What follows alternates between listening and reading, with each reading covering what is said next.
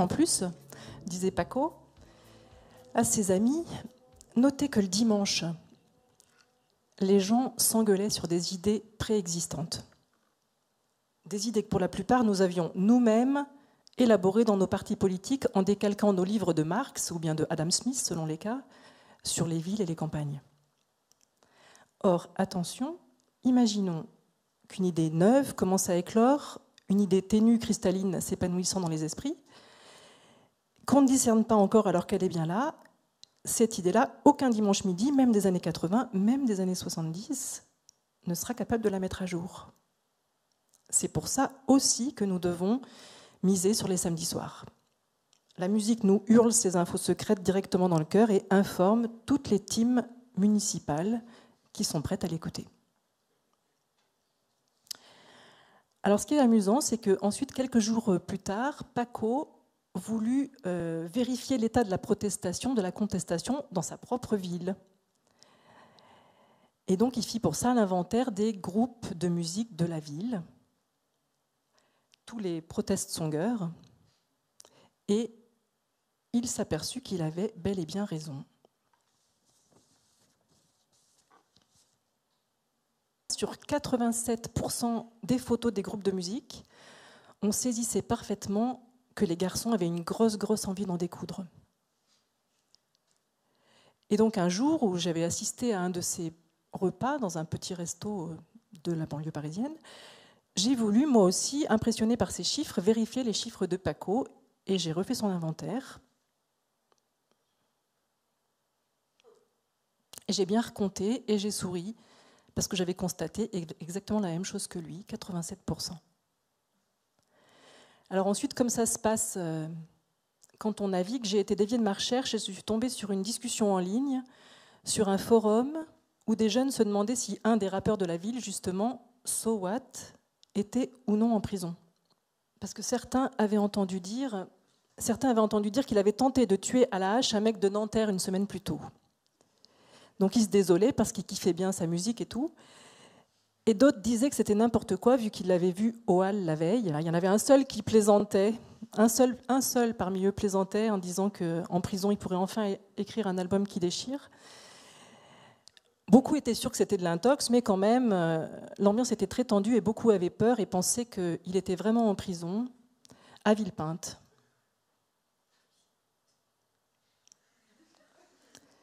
Et alors, il disait que c'était vraiment lui qui avait fait le coup parce que, à cause de la hache, en fait, à cause de cette histoire de hache.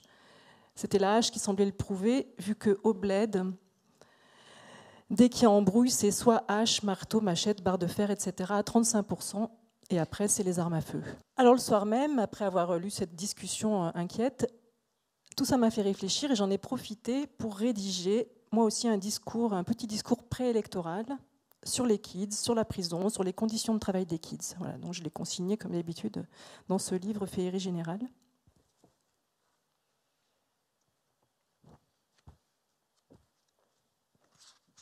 Nous supportons mal qu'on nous enlève nos kids. Nous les voulons au complet, auprès de nous, pas question d'en perdre en route. Quel peuple peut se permettre de laisser ces petits moisir en zonzon? Surtout les kids super énergiques, les kids musiciens dont on kiffe bien la musique et tout, ceux qui ont une grosse envie d'en découdre. Déjà, quand ils sont dehors, c'est-à-dire pas en prison, les garçons perdent un temps faramineux. Il faudrait arrêter avec ces emplois du temps merdiques, ce temps infini qu'ils mettent pour gagner de pauvres billets de 500 en retapant des voitures avec des pièces qu'ils sont obligés de voler à droite à gauche. Les kids ont une existence beaucoup trop compliquée. Ils prennent les voitures dans une première rue, mais dès qu'ils ont besoin d'une durite ou d'une roue ou d'un cardan ou n'importe quel truc pour la voiture pour réparer, ils doivent se déplacer. Et les voilà maintenant partis dans d'autres rues, d'autres quartiers pour repérer des voitures identiques. Ensuite, les voilà à attendre la nuit pour pouvoir voler les pièces, souvent dispersées sur des quantités de voitures différentes. Ils ne peuvent pas travailler sérieusement.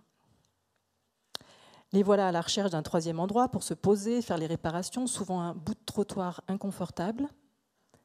Et ils perdent trop de temps encore à vendre sur eBay les caisses qu'ils ont réparées, à les brader plutôt sur eBay.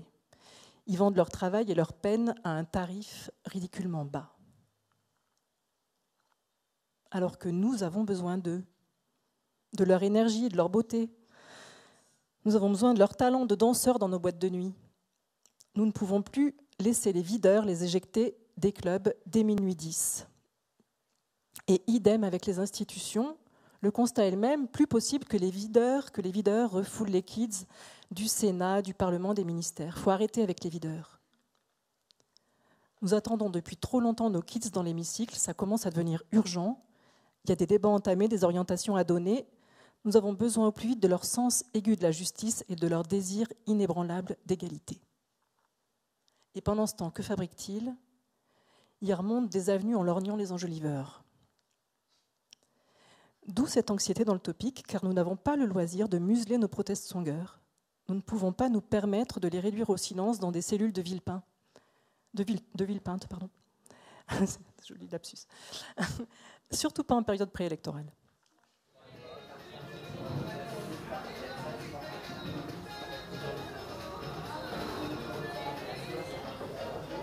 Un autre jour, parmi les plantes d'un restaurant pakistanais tenu par les Arméniens, la team municipale occupait 3 petites tables contiguës et poursuivait sa conversation préélectorale. Alors c'était cette fois Victor Hirsch, le second sage de la team, qui avait la parole. Le service était un peu long dans ce resto pakistanais. C'était pas grave, ils étaient tous confortablement installés. Tandis qu'à une table voisine déjeunait un couple qu'ils espéraient ne pas déranger, mais qui avait l'air de toute façon très très occupé. Alors ce Victor Hirsch était féru de psychanalyse. Il faut dire qu'enfant, il avait fait du kart dans la maison de ses grands-parents, et ce couloir était bordé de piles de papier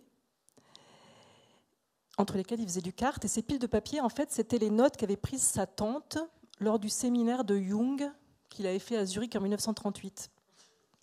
Voilà, c'est dans ce livre, en fait, qu'on peut retrouver les textes de ce séminaire de Jung, voilà, sur l'interprétation des rêves, donc Zurich 1938. Donc Jung parlait du rêve comme ça avec un public de Zurichois triés sur le volet. Voilà, et c'est dingue parce que la tante de Victor Hirsch avait donc fait partie de ce public trié sur le volet. Voilà, donc après, elle avait pris des notes et des notes pendant le séminaire, et puis après, elle ne savait plus quoi en faire, donc elle en avait fait des piles, et ces piles étaient donc de part et d'autre du couloir de ses parents. Alors, durant ce séminaire de Jung, il analysait des rêves, bizarrement les rêves de Jérôme Cardan, une sorte de rapport avec les kids, c'est étonnant. Jérôme Cardan, c'est le génie de la Renaissance, inventeur du cardan. Je ne sais pas pourquoi Jung avait choisi d'interpréter ces rêves-là particulièrement, et il en tirait de temps en temps une théorie générale sur le rêve.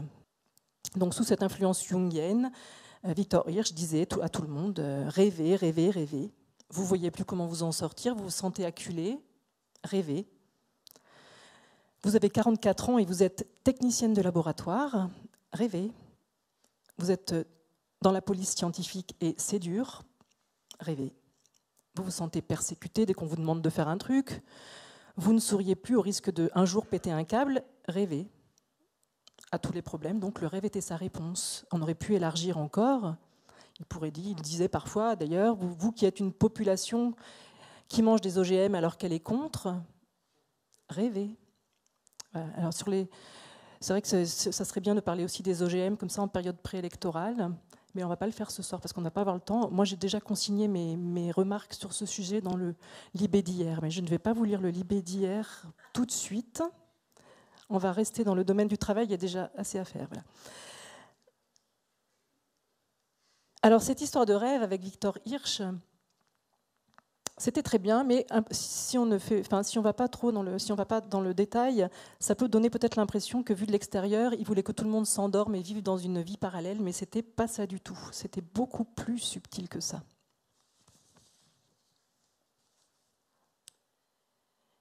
Et donc, pour le faire comprendre à ses amis ce jour-là, avec un cas pratique dans ce petit restaurant de la banlieue parisienne, il s'appuya sur l'exemple du couple qui était en train de déjeuner juste à côté d'eux, qui était donc une jeune fille, Sabrina, et un chirurgien dentiste assis en face d'elle. Et donc cette jeune Sabrina, en fait, c'était une fille du quartier, Donc elle était au lycée en série SMS, série sciences médico-sociales. Et donc elle faisait un stage, comme ça se pratique beaucoup maintenant dans l'éducation nationale, avec parfois des dangers pour les jeunes filles. Elle faisait un stage chez un chirurgien dentiste. Voilà, et c'est avec ce chirurgien-là qu'elle déjeunait. Ça faisait pas mal jaser dans la cité d'ailleurs, enfin bref. Voilà, donc tandis qu'ils attendaient que les patrons arméniens servent les poulets charga, Victor Hirsch se mit à décrypter pour ses amis la scène qui se déroulait entre Sabrina et le dentiste.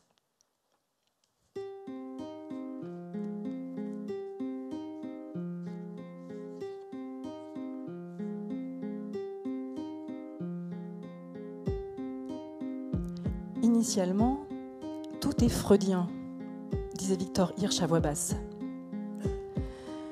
On voit surtout une grande tendresse freudienne se développer entre les deux protagonistes. La tendresse freudienne ordinaire. Toujours extraordinaire pour ceux qui la vivent, néanmoins ordinaire. Regardez leurs jambes. L'homme porte des chaussures pointues et Sabrina des escarpins plus pointus encore. Les jambes se touchent et s'en mêlent. Les pieds de Sabrina ne sont plus dans ses escarpins. Jusque-là, histoire classique, la drague freudienne au bureau, jeune fille et homme d'âge mûr, configuration archi connue. C'est la suite qui va devenir intéressante, poursuit Victor Hirsch. La suite dépasse Freud et sera jungienne. Vous remarquez que la conversation se met à tourner en rond. Il se répète. Sabrina et le dentiste, à force de paroles échangées, ont fini par aboutir mutuellement à leur complexe, un nœud profond de la personnalité. Chacun est au centre de son complexe intime. Effectivement, Sabrina parlait de manière répétitive de ses parents dans la région de Montpellier qu'elle avait abandonnée, plus ou moins, elle s'en voulait. Et le dentiste, quant à lui, répétait Sabrina, Sabrina, Sabrina, Sabrina, Sabrina. Conversation circulaire, commenta Victor Hirsch, il ne trouve plus d'issue, il n'en cherche même pas.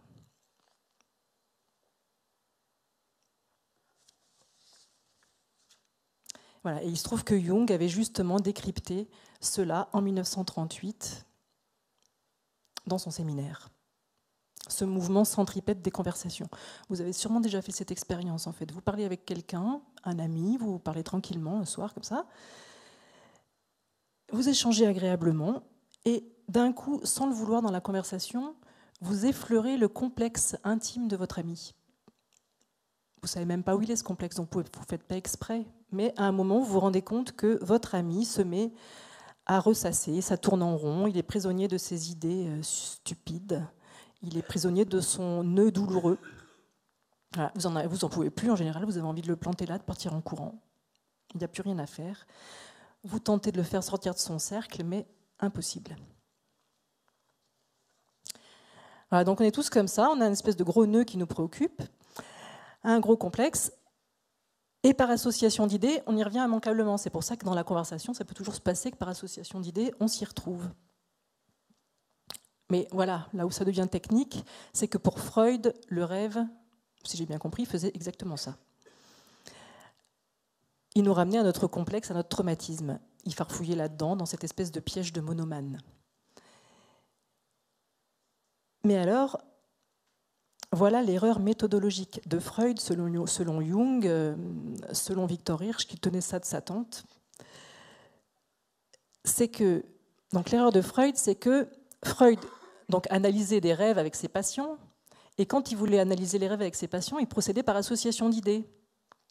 Et donc, on arrivait toujours au nœud traumatique. Mais Jung se dit, mais peut-être que ce n'est pas le rêve qui nous emmène au nœud traumatique, c'est peut-être juste l'association d'idées qu'on fait pour analyser le rêve. Et donc, il fit comme ça l'hypothèse intéressante que le rêve, au lieu d'être centripète, d'aller vers le centre, était centrifuge et nous permettait d'aller vers l'extérieur. Une belle idée. Voilà, donc c'était beaucoup plus exaltant comme ça. Il avait l'idée que le rêve pouvait réinventer des combinaisons beaucoup plus inventives, que tous ces affreux complexes sur lesquels on peut facilement bloquer, c'est vrai, des jours et même des nuits et des nuits. Alors, l'apport spécial de Victor Hirsch, pour suivre Jung, c'était que pour lui, le rêve pouvait comme ça servir à débloquer toutes les situations.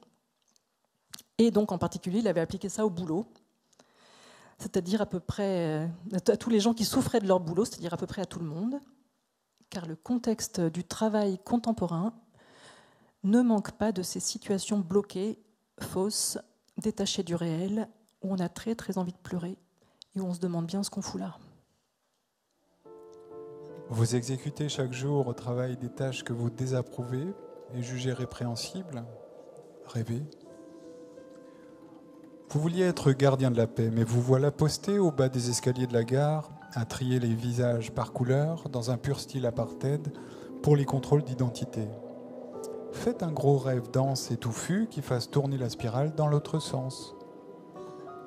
À la mairie, vous n'accordez de permis de construire que dans les lotissements pour des maisons sans idées, qui seront notre habitat horrible et délabré de demain, tout en étant contraint de refuser les permis aux projets inventifs.